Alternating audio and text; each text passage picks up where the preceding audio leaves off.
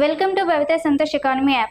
ఈ యాప్ ద్వారా రాబోయే గ్రూప్ 1, 2, 3 నోటిఫికేషన్స్కి గాను ఎకానమీ లైవ్ క్లాసెస్ కండక్ట్ చేయడం జరుగుతుంది. ఎవరైతే ఎకానమీలో టాప్ స్కోర్ సాధించాలనుకుంటున్నారో ఖచ్చితంగా ఎకానమీ యాప్ని డైరెక్ట్గా పర్చేస్ చేసేయండి. యాప్ ప్రైస్ వచ్చి ఓన్లీ 499 రూపీస్.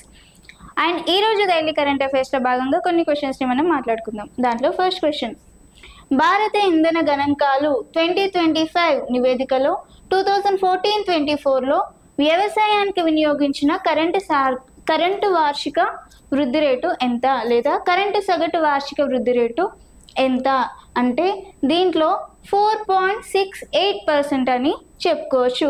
భారత ఇంధన గణాంకాలు 2025 నివేదిక ప్రకారం కరెంటు సగటు వార్షిక వృద్ధి రేటు ఎంత? 4.68%. మరి కరెంటు సగటు వార్షిక వృద్ధి రేటు 4.68%గా ఉన్నప్పుడు ఇతర రంగాలలో ఎంత ఉంది అని చూసుకుంటే పరిశ్రమలలో 4.93% అండ్ వాణిజ్య కనెక్షన్స్లో 5.32%, ఇళ్లకు 6.24% అండ్ రైల్వేలకి 8.24%, ఇతర అంశాలకి 9.33% వార్షిక వృద్ధి రేటు సాధించినట్టుగా భారత ఇంధన గణాంకాలు 2025 నివేదికలో రూపొందించడం లేకపోతే ఇవ్వడం జరిగింది. దీంట్లో కరెంటు సగటు వార్షిక వృద్ధి రేటు ఎంత ఉంది అని రూపొందించింది లేదంటే ఇవ్వడం జరిగింది అన్నప్పుడు 4.68%గా ఉందని భారత ఇంధన గణాంకాలు 2025 నివేదికలో వెల్లడించడం జరిగింది. సెకండ్, అంతర్జాతీయ అంతరిక్ష కేంద్రానికి ISS ఇండియన్ స్పేస్ స్టేషన్ రష్యాకు చెందిన 3 వ్యోమగాములు ఏ వ్యోమనౌక ద్వారా నింగికి మోసుకెళ్లారు? సో ఫస్ట్ 3 వ్యోమగాములు ఎవరు అన్నప్పుడు ఫస్ట్ జాన్ కీమ్ మరియు సెర్గీ రెస్కోవ్ మరియు అలెక్సీ జుబ్రెట్స్కీ అనే 3 వ్యోమగాములు వ్యోమనౌక ద్వారా నింగికి మోసుకెళ్లడం జరిగింది. అయితే ఈ 3 వ్యోమగాములు ఏ వ్యోమనౌక ద్వారా నింగికి వెళ్ళడం జరిగింది అన్నప్పుడు MS-27 అనే వ్యోమనౌక ద్వారా నింగికి వెళ్ళడం జరిగింది. అంటే ఆన్సర్ MS-27 అనేది కరెక్ట్ ఆన్సర్గా చెప్పుకోవచ్చు. Third question, reserve bank of India RBI repo రేట్ని ఎంతవరకు తగ్గించింది? First RBI reserve bank of India, బ్యాంకులకే బ్యాంకుల రారాజు అని పిలుస్తాం. మరి ఇది రెపో రేట్ని ఎంతవరకు తగ్గించింది? ముందుగా రెపో రేట్ అంటే ఏంటి? రెపో రేట్ అంటే RBI వాణిజ్య బ్యాంకులకి వడ్డీ రేటుని నిర్ణయించడాన్ని రెపో రేట్ అంటాం. RBI వాణిజ్య బ్యాంకులకి వడ్డీని నిర్ణయించడాన్ని రెపో రేట్ అంటాం. అలాగే వాణిజ్య బ్యాంకులు RBIకి వడ్డీని నిర్ణయించడాన్ని రివర్స్ రెపో రేట్ అంటాం. అలా అంటే RBI వాణిజ్య బ్యాంకులకు ఇచ్చే వడ్డీ రేటుని ఎంతవరకు తగ్గించింది లేదా రెపో రేట్ని ఎంతవరకు తగ్గించింది అన్నప్పుడు 6%కి తగ్గించడం జరిగింది. ఫోర్త్ క్వశ్చన్, 2025 నమూనా నివేదిక ప్రకారం భారత GDP ఎంతవరకు తగ్గింది? 2025 నమూనా నివేదిక అనేది ఒక జపాన్ కేంద్రంగా పనిచేసే రేటింగ్స్ ఏజెన్సీ. ఏంటి రేటింగ్స్ ఏజెన్సీ? దేని కేంద్రంగా పనిచేస్తుంది? జపాన్ కేంద్రంగా పనిచేస్తుంది. ఈ జపాన్ కేంద్రంగా పనిచేసే నమూనా నివేదిక ప్రకారం భారత GDP గ్రాస్ డొమెస్టిక్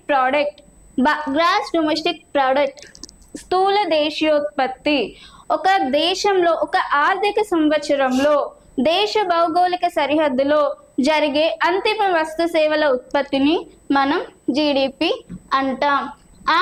భారత GDP ఎంతవరకు తగ్గిందని నమూనా నివేదిక ప్రకారం వెల్లడించారు అన్నప్పుడు 5.9%. 5.9% తగ్గిందని వెల్లడించడం జరిగింది. ఫిఫ్త్ క్వశ్చన్, 24-25 సీజన్లో ఎంఎస్పి పత్తి కొనుగోళ్లలో ఏ రాష్ట్రం అగ్రస్థానంలో ఉంది? 24-25 సీజన్లో ఎంఎస్పి మినిమం సపోర్టింగ్ ప్రైస్లో పత్తి కొనుగోళ్ళు అనేది 100 లక్షల బేళ్లను స్వీకరించడం జరిగింది. 100 లక్షల బేళ్లలో ఏ రాష్ట్రం అగ్రస్థానంలో ఉంది అన్నప్పుడు మనం ఆప్షన్స్లో తెలంగాణ వచ్చి 40 లక్షల బేళ్లను స్వీకరించడం జరిగింది. మహారాష్ట్ర వచ్చి 30 లక్షల బేళ్లతో ఉండడం జరిగింది. గుజరాత్ 14 లక్షల బేళ్లతో ఉండడం జరిగింది. కర్ణాటక 5 లక్షల బేళ్లతో ఉండడం జరిగింది. అంటే మనకి ఇక్కడ అగ్రస్థానంలో ఏది ఉంది అని చెప్పొచ్చు, తెలంగాణ 40 లక్షల బేళ్లతో అగ్రస్థానంలో ఉంది అని చెప్పుకోవచ్చు. సిక్స్త్ క్వశ్చన్, దేశంలోనే తొలి క్లైమేట్ చేంజ్ స్టేషన్ ఎక్కడ ప్రారంభం అయింది? క్లైమేట్ చేంజ్ స్టేషన్ ఎప్పుడు ప్రారంభించారు అన్నప్పుడు 8 ఏప్రిల్ 2025 ప్రారంభించడం జరిగింది. మరి ఎవరు ప్రారంభించారు అంటే శాస్త్ర సాంకేతిక న్యాయ శాఖ మంత్రి అయిన జితేందర్ సింగ్ ప్రారంభించడం జరిగింది. దేనిని? క్లైమేట్ చేంజ్ స్టేషన్ని. మరి ఎక్కడ ప్రారంభించారు అన్నప్పుడు జమ్మూ కాశ్మీర్లోని ఉదంపూర్లో ప్రారంభించడం జరిగింది. మరి దేనికోసం ఈ క్లైమేట్ చేంజ్ స్టేషన్ని ప్రారంభించారు అన్నప్పుడు దేనికోసం ప్రారంభించారు అంటే హిమాలయాలలోని వాతావరణ అధ్యయనానంతరం ఈ క్లైమేట్ చేంజ్ స్టేషన్ని ప్రారంభించడం జరిగింది. హిమాలయాలలోని వాతావరణ అధ్యయనం కోసం ఏర్పాటు చేయడం జరిగింది. దీన్ని క్లైమేట్ చేంజ్ స్టేషన్ని ఎప్పుడు ప్రారంభించారు? 8 ఏప్రిల్ 2025. ఎవరు ప్రారంభించారు? శాస్త్ర సాంకేతిక న్యాయ శాఖ మంత్రిగా పనిచేస్తున్న Jitender Singh. Seventh question, west బెంగాల్కి చెందిన నోలెల్ గురేజ్ సందేశ్కి ఏ గుర్తింపు లభించింది? నోలెల్ గురేజ్ సందేశ్ అనేది ఒక బెంగాలీ స్వీట్ అంటే ఒక రకమైన లడ్డు అని చెప్పుకోవచ్చు. దీనికి ఏ గుర్తింపు లభించింది అన్నప్పుడు భౌగోళిక గుర్తింపు లభించింది. భౌగోళిక గుర్తింపు అంటే జియోగ్రాఫికల్ ఇండికేషన్ అనేది వస్తువుని బట్టి ప్రాంతాన్ని బట్టి వస్తువుకి గుర్తింపు ఇవ్వడం అనేది వస్తువుని బట్టి ప్రాంతాన్ని బట్టి వస్తువుకి అంటే ఇదివరకు క్లాస్లో కూడా చెప్పుకున్నాం. తిరుపతి ఫేమస్ లడ్డు, కాకినాడ ఫేమస్ కాజా ఎలాగో వస్తువుని బట్టి ప్రాంతాన్ని బట్టి వస్తువుని గుర్తిస్తే దాన్ని జిఐ అంటాం.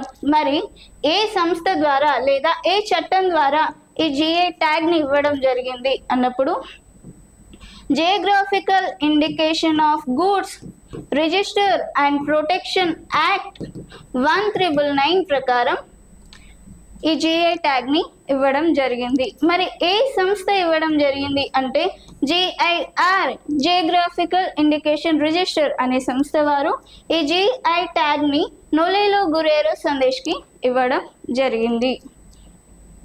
ఎయిత్ క్వశ్చన్, మౌంట్ కన్లవన్ అగ్నిపర్వతం ఎక్కడ ఉంది లేదా ఎక్కడ జరిగింది అన్నప్పుడు ఫిలిప్పైన్స్లో ఉంది లేదా జరిగింది అని చెప్పుకోవచ్చు. ఫిలిప్పైన్స్ అనేది పసిఫిక్ రింగ్ ఆఫ్ ఫైర్స్ దగ్గర ఉండడం జరుగుతుంది. ఈ భూటాన్ని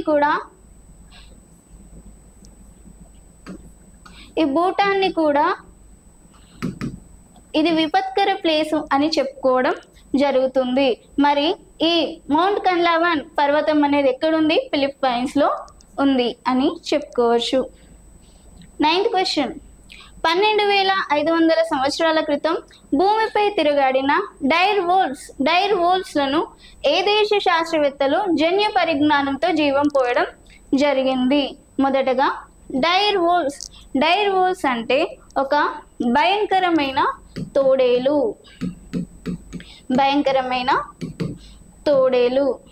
ఇవి 12 మరియు 13 వేల సంవత్సరాల క్రితం కనుమరుగవ్వడం జరిగింది లేదా అంతరించిపోయాయి.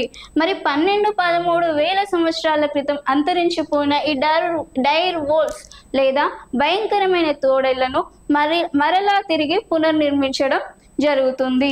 మరి ఏ దేశ శాస్త్రవేత్తలు పునర్నిర్మించబోతున్నారు అన్నప్పుడు అమెరికా శాస్త్రవేత్తలు దీన్ని పునర్నిర్మించబోతున్నారు అని చెప్పుకోవచ్చు. మరి ఏ సంస్థ ద్వారా అంటే టెక్సాస్కి చెందిన సైకోసిస్ లేదా బయోసైన్సెస్ టెక్సాస్కి చెందిన బయోసైన్సెస్ అనే సంస్థ ద్వారా అమెరికా శాస్త్రవేత్తలు ఈ డైర్ వోల్స్ని పునర్నిర్మించడం జరుగుతుంది లేదా జరిగింది. 10th క్వశ్చన్ 2025 ఏప్రిల్ 7న భారత రాష్ట్రపతి ద్రౌపది ముర్ము పోర్చుగల్లోని లిస్బాన్ నగర మేయర్ చేత పొందిన పురస్కారం ఏంటి? అంటే last city key of honour అనే అవార్డుని తీసుకోవడం జరిగింది. ఏ సమావేశంలో ఏ వేడుకలో భాగంగా అంటే లిస్బాన్ నగర వేడుకలో భాగంగా ఈవిడకి అవార్డు ప్రదానం చేయడం జరిగింది. మరి ఎందుకు ప్రదానం చేశారు అంటే గౌరవనీయమైన వ్యక్తులకి ఆత్మీయతతో ప్రదానం చేసే అవార్డ్ అని చెప్పుకోవచ్చు. సో మనకి ఆన్సర్ ఏంటి అని చెప్పుకోవచ్చు, సిటీ కీ ఆఫ్ ఆనర్ అనేది కరెక్ట్ ఆన్సర్గా చెప్పుకోవచ్చు. నా క్లాస్ మీకు నచ్చుంటే ఖచ్చితంగా వీడియోని షేర్ చేయండి, లైక్ చేయండి అండ్ ఖచ్చితంగా ఛానల్ని సబ్స్క్రైబ్ చేయండి. Thank you.